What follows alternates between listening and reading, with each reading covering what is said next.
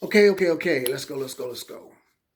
Hey guys, how's everybody doing out there? My name is Andrew Murphy. I am the owner and founder of Level Up Coaching and Consulting.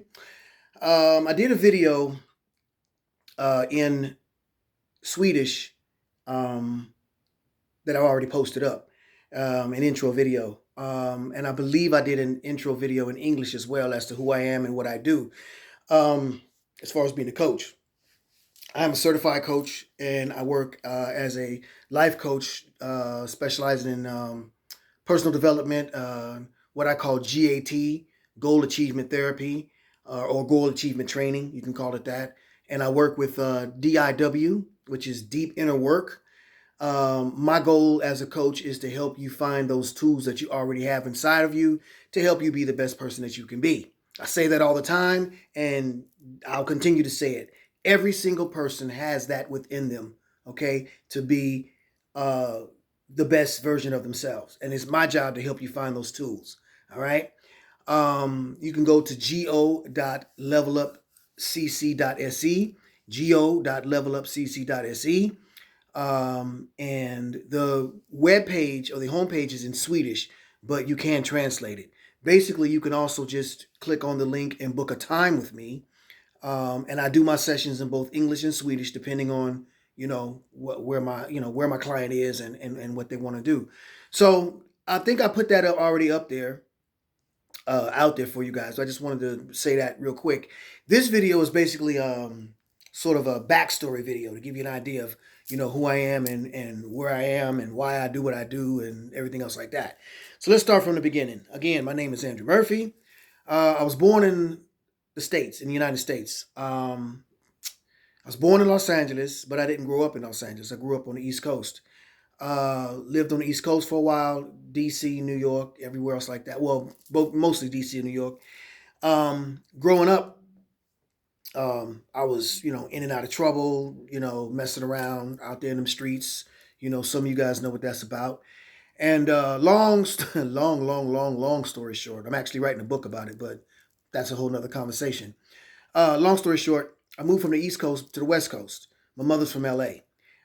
So I moved back to LA to try to, get myself together, stay out of trouble, whatever.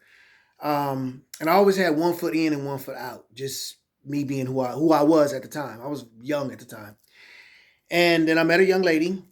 We got together, we started hanging out. 5 years after we were together, she got pregnant.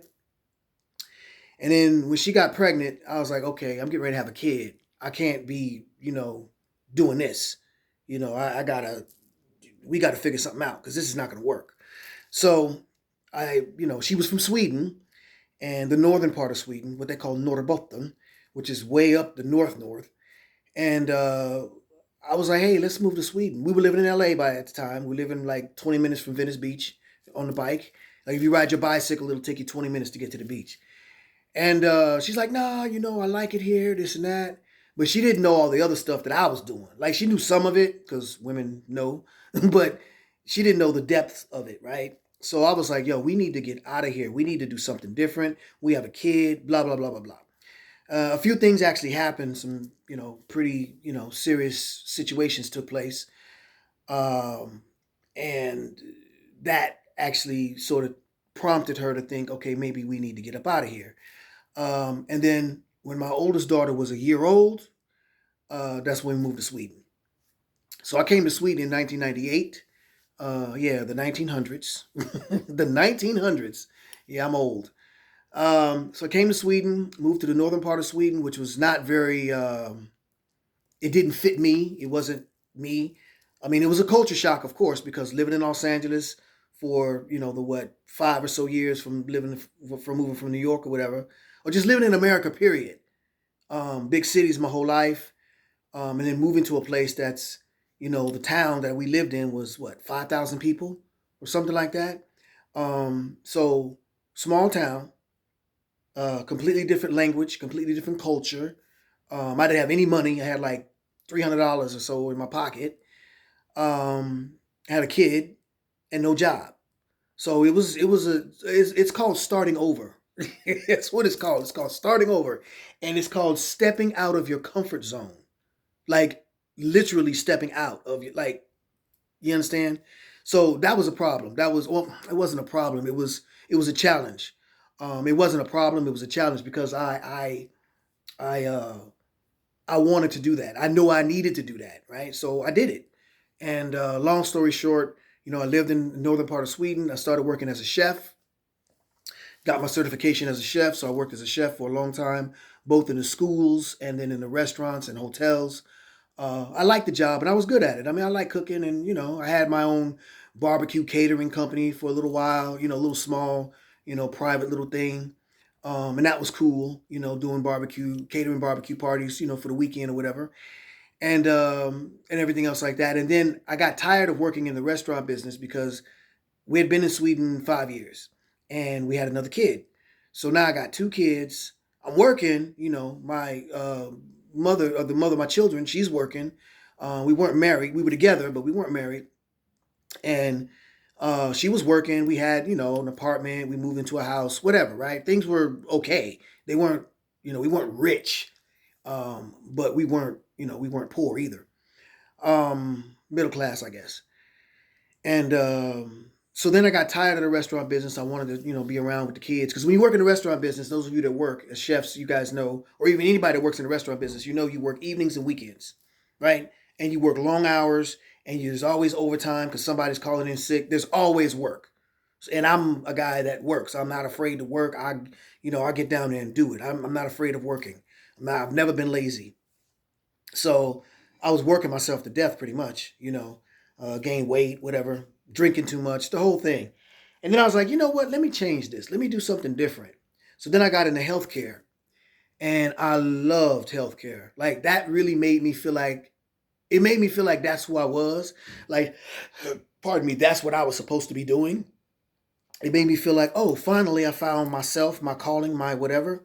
And I decided to do like an old lawyer friend of mine told me. He was working as a prosecutor first, and then he decided to hop over to the defense side. But he wanted to do both of them just to see how it worked and whether or not which one he liked or whatever. And so that's what I did. I started with the psychological, the psychiatric part of healthcare, working at a psychiatric hospital for the criminally insane, basically. And I enjoyed that job. It was a great job. We were a tight knit group of people. We had a lot of fun together. It got violent very often, and it could spark off at any minute. So you had to have people in your corner that you can trust, that you notice got your back when it goes down, and that built a very, very tight group. Right? I enjoyed it, but then I wanted to hop over to the other health side of healthcare. Ambulance, the hospitals, and whatever else. So I did that. Worked in the ambulance for a while. Worked the emergency room for a while, and did other wards or divisions in the hospital.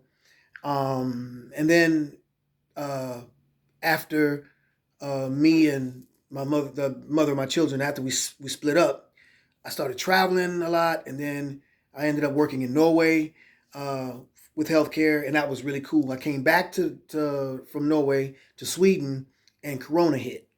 And when the Rona hit, then it was like I started working for a hospital that had a special division, an emergency division for acute Corona patients. So they were just coming in, and it was those of you that worked in healthcare during Corona. I don't care what part of the world you're in, you understand what I'm saying. It was rough. That was one of the worst like work experiences in my life. Just people coming in, dying. You can't do nothing for them. It was weird. It really messed with my head. And then that's when it sparked in me. It was like, you know what? I got to do something different. Because I started having nightmares. I started having like hallucinations. I was working nonstop. I was working nonstop, and I would sit on the edge of my bed, and the patients would be sitting next to me, talking to me, talking about why are you going to work? I'm already dead. It was crazy. So I said I got to do something else. And the thought hit me to be a coach. Like, I actually thought about it. I was like, yeah, that would be cool. But I didn't really think of myself as somebody that could have his own company and run his own business and whatever else like that. So I kind of dibbled and dabbled in it, but then I was like, you know what? No, let's do it. So I went, got certified, and then I started MBS coaching, mind, body, and soul. But it wasn't really, it didn't really fit with what it is I wanted to do. You have to find your niche. Whatever business you're in, you have to find your specific groove, right? And so once I realized what my specific groove was, helping people with their goals, helping people find the tools within themselves, helping them with their self worth and everything. That really sort of, living in Sweden, helping people with their self worth is a big thing, because there's a lot of people here, just like anywhere else, who suffer from, lack of self worth, or lack of, believing in themselves and everything else like that. And me being an American, coming from America, coming from that culture of believing in yourself and being almost braggadocious and cocky with it, it helps me to bring that out in people, not to be cocky, but it helps me help them be more confident. That's basically what I'm trying to say. So I started Level Up Coaching and Consulting, and never turned back. I love what I do. I love working with people. I love helping people. I love being able to have um, watch somebody, you know, that I help go from here to here to here. Like I just it makes me feel like it reminds me that I know that I'm doing what I'm supposed to be doing. I know now why I'm here on this planet, and that makes me feel good. So I do coaching, but then on the side also I'm what they call in Swedish they call it föreläsare. I live in Stockholm. Föreläsare basically is a lecturer. You go and you lecture to different places. So I go to schools and talk to the kids to try to keep them out of trouble and steer them right. And then I also talk to adults, basically motivational, inspirational, uplifting kind of lectures. The sort of you can do it kind of lectures. Not over the top, not extra crazy with the, all of the extras and the frills and thrills and the screaming and the hallelujahs and all. I don't do all that, but I basically try to uplift my audience and let them know that, hey, you can do it, right? So that's pretty much what I do, and why I do it. Because like I said, I love doing it, and it really makes me feel like I'm doing what I'm supposed to be doing. I really like helping people. Period. Money is money. We all need money, but I don't do it for the money. I do it because I really, really enjoy. I just love helping people, and it just feels good to be able to help people, man. Because we're all going through it. The world is changing. Things are crazy and out of control, and there's a lot of fear. There's a lot of fear mongering. There's a lot of fear propaganda with the news and the media and everything else like that. So people don't know where to turn or what to do when they get all, So we need all of the coaching or therapy we can get. You know what I mean? So I'm happy to be part of the solution and not part of the problem. So that's pretty much the backstory video in English. I did the backstory video in Swedish as well. A friend of mine was like, "Oh man, you got to do the Swedish too for the Swedish people." So before I wrap this up, let me say this. I will be doing every Thursday at 4 o'clock. I release what I call express coaching videos on my YouTube channel. Okay, the YouTube channel is you will find the link in Level Up Coaching and Consulting's Facebook page and the Instagram page. You'll find the link to my YouTube channel. Every Thursday, express coaching, which is where I take a topic and I break it down for 10, 12 minutes or so. And that's every Thursday. And then every Sunday, I do a live bonus coaching session. Okay. And I do that on YouTube as well. Okay. Or Facebook, Facebook Live or Zoom. It depends on, the whole situation. So if you're interested and you want to know more about my coaching and what I can do for you and how I can help you, develop and grow and get to that point where you can reach that goal that you're trying to get to, or that objective, or work with the obstacles and everything else you have in your life, then you go to go.levelupcc.se, go.levelupcc.se, and you click on the link. And you click on the link, you book a meeting with me, we talk about it. I have 4 different packages or programs to choose from, ranging in price, of course, depending on, how long you want the coaching to be. And yeah, don't wait though, because the times are, the meetings are going quick. People are booking a lot of time, so don't wait too long. So yeah, that's pretty much it. Thank you very much for your time, and have a great day, and I hope to hear from you soon.